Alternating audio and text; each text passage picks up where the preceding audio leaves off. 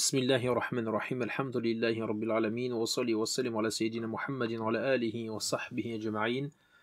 Allahumma la ilma lana illa ma 'allamtana innaka antal alimul hakim. Allahumma la sahla illa ma ja'altahu sahla wa anta taj'alul hazna sahla idha shi'ta. Amma ba'd. Nous voici au juz numéro 27, al-juz as-sabi'u wal-'ishroun, donc qui prend forme et le début dans la sourate al-Dhariyat, qui était donc décomposée entre le juz 26 et le juz numéro 27. Donc l'histoire des invités d'Ibrahim est liée à ce juz numéro 26 et au début du juz numéro 27.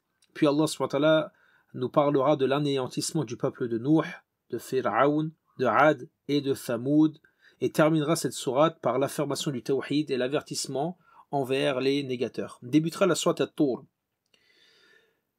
Allah nous indiquera le châtiment qui s'abat sur les négateurs le jour dernier, la rétribution ensuite des pieux ce jour-là, la demande de poursuite de la propagation du message divin, quoi qu'il arrive, donc cette demande de poursuivre, de transférer et de transmettre le message divin, et la demande de se détourner des mécréants, de ceux qui refusent de suivre ce chemin.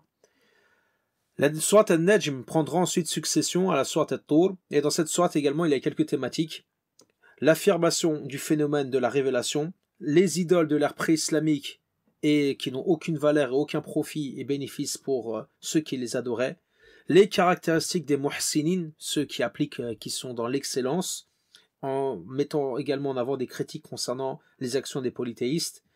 Et Allah terminera cette sourate en mettant en exergue certains éléments de sa puissance divine, subhanahu wa ta'ala. Débutera ensuite la sourate Al-Qamar. Allah nous indiquera l'attitude des polythéistes face à l'invitation de l'islam. S'en suivra l'histoire de Nuh avec son peuple, puis ensuite l'histoire de Ad et Thamoud, ensuite l'histoire de Lot et de la famille de Fir'aun, et il y aura, cette sourate se terminera par la menace envers les polythéistes et la bonne annonce envers les pieux qui ont suivi le message divin. Cette fin de sourate annonce également la fin du hizb numéro 53, donc la première partie de ce juz numéro 27, et débutera le hizb numéro 54, donc la deuxième partie de ce juz, à partir de la sourate Ar-Rahman.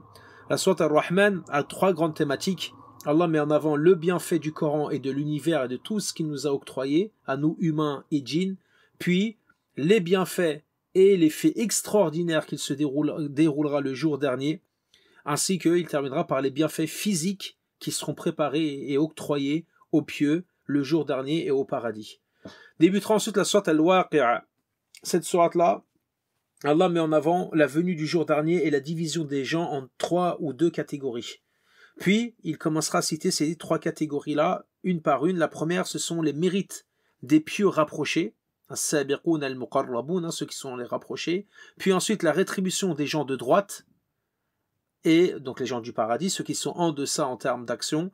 Et ensuite, la rétribution des gens de gauche, c'est-à-dire les gens de l'enfer, qu'Allah nous en préserve. Et cette sourate se poursuivra et terminera avec 2 thématiques: l'épreuve de la véracité du jour dernier et de la résurrection, et ainsi que l'affirmation du Coran et de la prophétie. Viendra donc la dernière sourate de ce juz, la sourate Al-Hadid. Allah nous adressera les éléments qui concernent son adoration et le fait de l'évoquer en tout temps au début de cette sourate, puis l'ordre de s'attacher à la foi et aux actions, et surtout parmi elles la donation, le fait de donner des sadaqat, de ses richesses. Allah nous mentionnera ensuite la situation et les éléments qui entourera les hypocrites le jour dernier. Allah nous incitera les croyants à la crainte divine et à faire preuve de générosité concernant leurs biens, c'est-à-dire les sadaqat.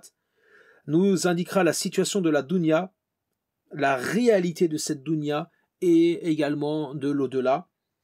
Ensuite, il y aura des éléments liés aux épreuves, au destin et à l'agencement de cette vie d'ici-bas, comment elle est conçue, comment elle est faite par Allah subhanahu wa ta'ala.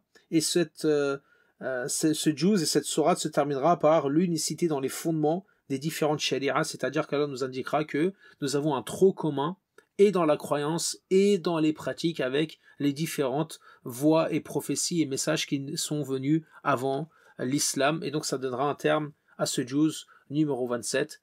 Subhanakallahumma wa bihamdik, ashhadu an la ilaha illa ant, أستغفرك وأتوب إليك. اللهم صل وسلم وبارك على سيدنا محمد وعلى آله وصحبه أجمعين. سبحان ربك رب العزة عما يصفون والسلام على المرسلين والحمد لله رب العالمين. والله أعلم والسلام عليكم ورحمة الله تعالى وبركاته.